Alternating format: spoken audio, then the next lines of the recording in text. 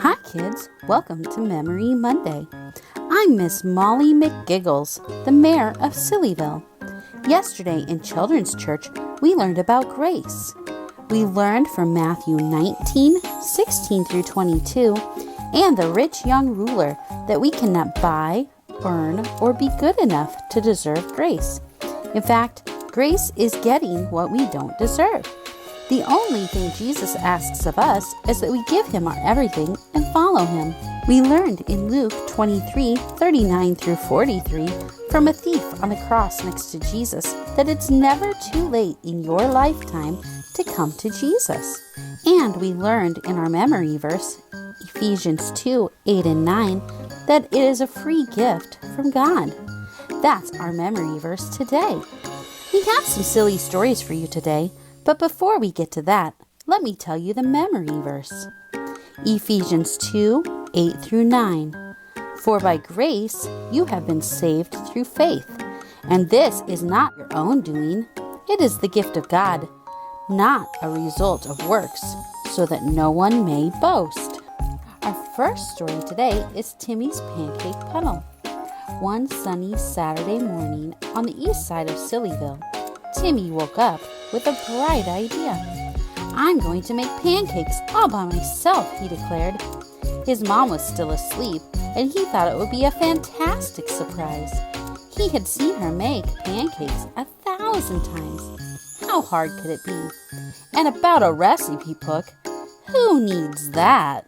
Timmy marched into the kitchen and pulled out a big mixing bowl. First, I need flour, he said, grabbing the bag of flour from the pantry.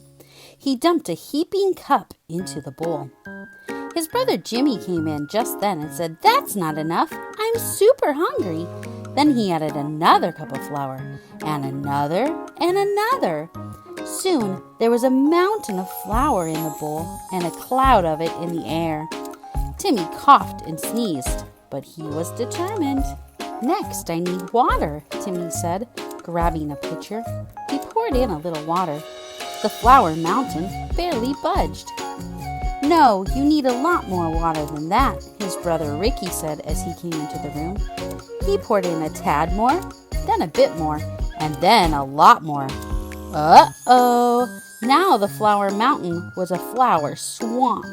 He stirred it with a wooden spoon, but it was still way too thick. Timmy scratched his head. "This needs more water for sure." He added more water. Now it was starting to look like pancake batter, but it was too runny. "Now it's too watery," Nicky, another brother, said as he came in. "You need more flour." He added another heaping cup of flour, and then another and another. Now it was thick paste again. "More water," Timmy yelled, grabbing a pitcher and pouring it all in. The batter was getting everywhere. The kitchen counter was covered in sticky, gooey batter. The brothers' hands were coated, and so were their shirts. This continued for a good while. They kept needing a bigger bowl. Thankfully, in Sillyville, we have ridiculously large bowls. Because it's Sillyville, that's why. By the time the brothers had the pancake batter the right consistency, they were using a bowl, and it was so large, it was as tall as the countertops and took up most of the floor space. "I think it's ready," Timmy said proudly, looking at his enormous lumpy mixture. He said, "Now for the last ingredient," and he threw a handful of pickles. Why? Because it's Sillyville, that's why. He threw them right into the batter. He grabbed a frying pan and plopped it onto the stove. He turned the heat way up. He scooped a large spoonful of batter and dumped it in the pan. It splashed and sizzled, but one by one, Timmy made enough pancakes to feed an army, or two, or three. The brothers laughed and enjoyed their breakfast, while having a feeling that they'd be eating leftovers for quite a while. This gets me to thinking. God gave us a recipe book for life. It's called the Bible. Let's see what this precious book says about grace. Can you help me say the memory verse? Ephesians 2:8 through 9. For by grace you have been saved through faith. And this is not your own doing. It is the gift of God, not a result of works, so that no one may boast. Great job! Now let's move on to our next story. This story is called Mandy and the Great Haircut Catastrophe. Friday, on the west side of my bustling town of Sillyville, between the two streets of Wacky Waddle Way and Giggle Grove Lane, there was a little girl named Mandy. Mandy had a wild imagination and a head full of long, silky hair.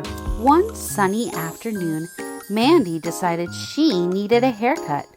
She looked in the mirror and thought, yes, it's time for a new hairstyle. But she didn't want to wait for her mom to get home and take her to the hairdresser. How hard can it be, she thought, grabbing a pair of scissors from the kitchen drawer.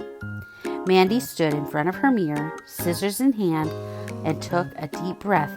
Here goes nothing, she said to herself. She snipped a bit off one side. Oh no, she gasped. The left side was much shorter than the right. I'll just trim the other side to match. So she snipped a bit more from the right side, but now it was shorter than the left. Whoops, I better fix that, Mandy mumbled, switching sides again. Snip, snip, snip. Back and forth she went, trying to get things to even out. But each time she cut, her hair got shorter and shorter. Soon, her beautiful locks were a lopsided mess. Oh no, Mandy cried, looking at her reflection. Her hair was now very short and very uneven. She looked like a porcupine who had been through a tornado. Determined to fix it, she took a final snip, but her hand slipped, and it ended up with a bald patch right in the middle of her head. Mandy stared in horror at the mirror. Her once silky locks were now an uneven buzz cut with a bunch of shiny bald spots. I can't let anyone see me like this, she wailed. She ran out of the house, deciding the only solution was to live in a cave. Mandy dashed through the town, past dogs who were playing a board game, cats who were sledding through pudding, and hedgehogs who were playing Prick the Unsuspecting Stranger. Why? Because it's Sillyville, that's why. And she ran until she reached the edge of the forest. She found a small cave and crawled inside, plopping down on a pile of leaves. This is my new home now, she sighed. I'll never be the same again. I'll just have to be a cave girl forever. Well, I'm not convinced that she needs to be a cave girl forever. But this got me to thinking. Some people think they can save themselves from their sin. They think they can either avoid sin or make up for one sin by doing another good deed. They try to be free of sin by their own power. But this isn't what our verse says. Being saved from our sin is a free gift from God. We can't do it ourselves any more than Mandy could cut her own hair. Let's review today's memory verse. Say it with me. Ephesians 2:8-9. For by grace you have been saved through faith. And this is not your own doing. It is the gift of God, not a result of works, so that no one may boast. Great job! Now, let's move on to our third story. Mr. Procrastination and the Trash Tower. This one might be super quirky because it happened on the north side of Sillyville, the craziest place in my city. Over there lived a man named Mr. Procrastination. Mr. Procrastination had one favorite thing in the world, his comfy brown recliner. He spent his days lounging on it, sipping on slushies and pop and watching old sitcoms. I'll take the trash out later, he always told himself. It's fine, as long as it's in trash bags. So every day he piled his trash into bags. Empty slushy cups, pop cans, and snack wrappers, crumpled napkins and all. He tied them up neatly in plastic bags. Then he threw them on the floor. As the days turned into weeks, the trash bags started to stack up. They made a mountain of garbage. But Mr. Procrastination didn't mind. I'll get to it eventually, he said. popping open another can of soda. One morning, Mr. Procrastination woke up and couldn't find his slippers. Where did I put those, he wondered. He looked around and realized the trash mountain had grown so large it was swallowing up his living room. The recliner was surrounded, the TV was almost buried, and the only clear spot was a path to the fridge. Maybe it's time to clean up, he thought, scratching his head. Nah, I'll do it later, he said, settling back into his chair. But the mountain kept growing and growing until one day it touched the ceiling. Finally, Mr. Procrastination decided enough was enough. I need to clean this up, he declared. He rummaged through his junk drawer and found the world's largest paper bag. It was so big, he had to drag it into the living room. All right, time to get serious, he said. Grabbing a trash bag, he tossed it into the giant paper bag. Then another, then another. The bag started to fill up, and Mr. Procrastination felt proud of himself. This isn't so bad, he thought. But as he leaned over to pick up another trash bag, he lost his balance and tumbled head first into the giant paper bag. Whoa, he cried as he slid down the side of the bag and landed with a thud on top of all the trash bags. He tried to climb out, but the sides were too slippery. He tried to yell for help, but no one could hear him over the crinkle of the paper. Finally, he just sat there and started to laugh. This is ridiculous, he chuckled. I guess I'm living in the trash now. And so Mr. Procrastination decided living in a trash bag wasn't so bad after all. He made a cozy nest out of old newspapers and used old chip bags as pillows. He even found his slippers in the trash pile and put them on. From then on, whenever anyone asked Mr. Procrastination about cleaning up, he'd just laugh and say, "Why clean up when you can have an adventure living in the trash?" And he'd go back to his recliner and TV, which he had moved into the bag. He spent his days sipping on slushies and watching old sitcoms from his cozy trash bag castle. Okay, this story was kinda crazy, but it got me to thinking. Some people live in sin. Maybe because it's slowly built up over time. Maybe because they like it too much. Or maybe, like Mr. Procrastination, because they think they can take care of it later. But then it swallows them up and they're trapped in it. But that doesn't have to be how it is. God has given us a free gift of salvation from sin. That reminds me of today's memory verse. Let's say it together. Ephesians 2:8-9. For by grace you have been saved through faith. And this is not your own doing. It is the gift of God, not a result of your own works, so that no one may boast. Great job! Now let's move on to our fourth story. Our fourth story is called Lyla's Silly Adventure and a Search for Help. In the bustling south side of Sillyville lived a curious girl named Lyla. One day, she was trying to juggle pineapples and kittens. Why? Because it's Sillyville. That's why. Lyla accidentally cut her arm on a sharp edge. It wasn't a big cut, but it was big enough to need some attention. Her father, Dr. Dave, was a wonderful doctor, and he was right there in her house. He would have been more than happy to help her, but Lyla, being adventurous and a little stubborn, decided she would take care of it herself. I can do this, she declared, grabbing her piggy bank and heading out the door. First, she went to the grocery store. Inside the store stood a giant carrot mascot. He was dancing. Lyla marched up to him and said, "Excuse me, Mr. Carrot, can you help me with my cut?" Mr. Carrot looked down at her and laughed a big, hearty laugh. "Sorry, little one, I don't have any arms. I can't help you with your cut. Maybe try the mechanic's shop down the road. Those guys have arms, I think."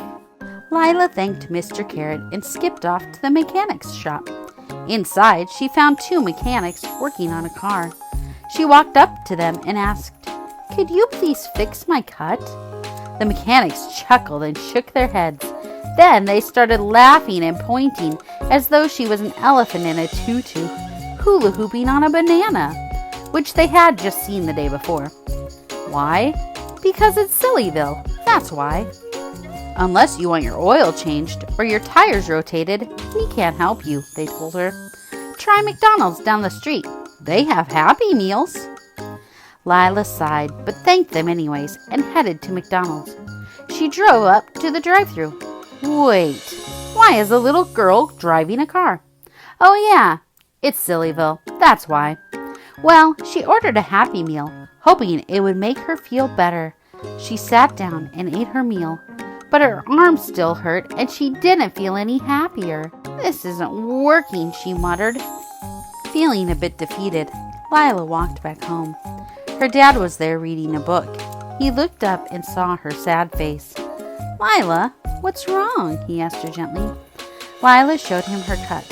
I tried to get help, but no one could fix it.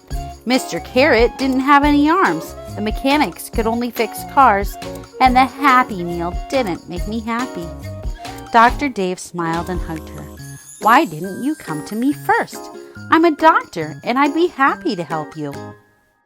As he cleaned and bandaged her cut, he said, Lyla, this reminds me of how some people try to fix their problems. They know that our Heavenly Father can help and heal them, but they look to solutions in all the wrong places. They might go to parties, seek thrills, or live a life of bad habits and sin.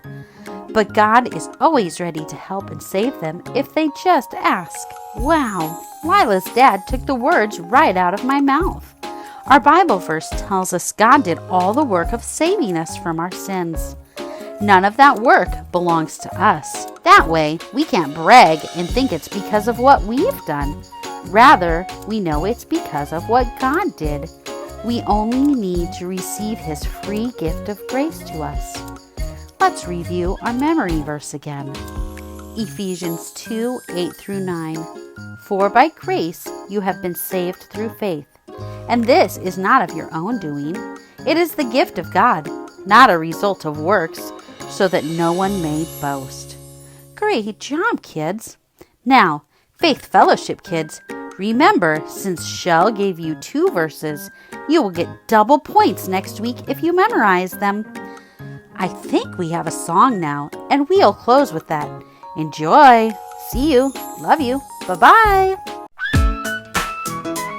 One day on Calvary, Jesus on the cross. 2 thieves beside him, one was lost. The first one mocked and turned away, but the second thief had something to say.